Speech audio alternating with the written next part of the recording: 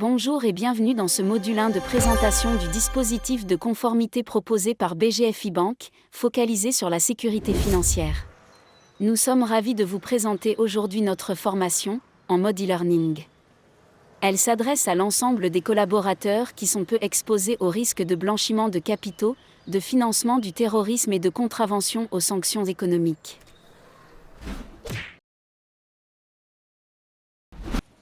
Les CRC, les agents d'opération, ou encore ceux de nos collaborateurs qui occupent des fonctions de contrôle, vont bénéficier, quant à eux, d'une formation complémentaire, en adéquation avec les risques plus élevés auxquels ils sont confrontés. L'objectif de ce module est de vous permettre de saisir les enjeux liés aux risques de sécurité financière, ainsi que les risques auxquels BGFI Bank est exposé en cas de contravention. Nous aborderons également le dispositif mis en place par BGFI Bank pour prévenir ces risques. À la fin de ce premier module, vous serez familier avec les notions théoriques clés de la lutte contre le blanchiment et le financement du terrorisme, ainsi que des sanctions économiques. De plus, nous verrons quelques exemples, dans la presse, de ces sanctions économiques. Nous aurons également un quiz de connaissances qui vous permettra d'évaluer votre compréhension et votre maîtrise des sujets abordés. En effet, il est important que tous les collaborateurs comprennent et appliquent le dispositif déployé par BGFI Bank, afin de garantir la conformité des opérations du groupe aux réglementations qui lui sont applicables. Nous sommes là pour vous accompagner et nous souhaitons que vous tiriez le meilleur parti de cette formation. Nous vous souhaitons une bonne session. Le contexte économique et géopolitique de ces dernières années a placé les risques de conformité sur le devant de la scène. Les attentats du 11 septembre 2001, les scandales financiers du début des années 2000, Enron, Arthur Andersen, etc., suivis par la chute de Lehman Brothers en 2008, ont incité les établissements financiers à renforcer leurs dispositifs de conformité. À compter de juin 2023, l'arrivée significative de capitaux russes sur le continent africain a accentué les risques de blanchiment et de financement du terrorisme.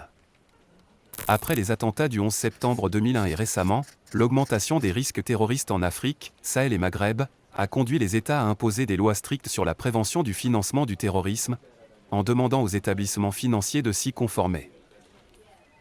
De plus, l'utilisation croissante des sanctions économiques en réponse à des événements géopolitiques majeurs, notamment l'invasion russe de l'Ukraine, a imposé de nouvelles obligations aux établissements financiers.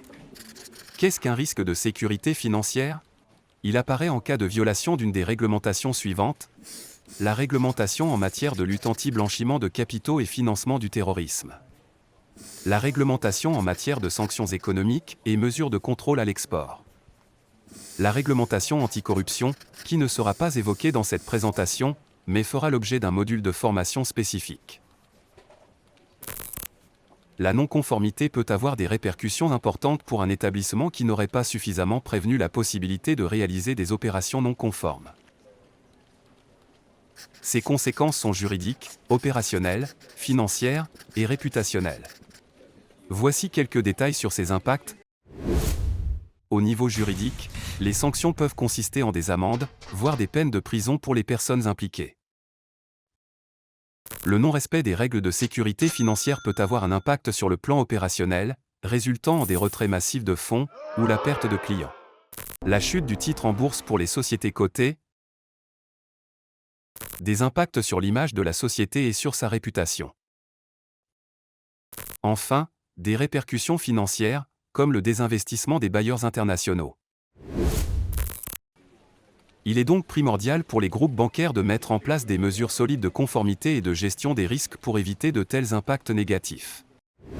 Voici quelques exemples, que vous retrouverez dans la presse internationale, de condamnations d'établissements financiers pour avoir violé des règlements de lutte contre le blanchiment d'argent, le financement du terrorisme, de la corruption, ou des sanctions économiques contre un pays.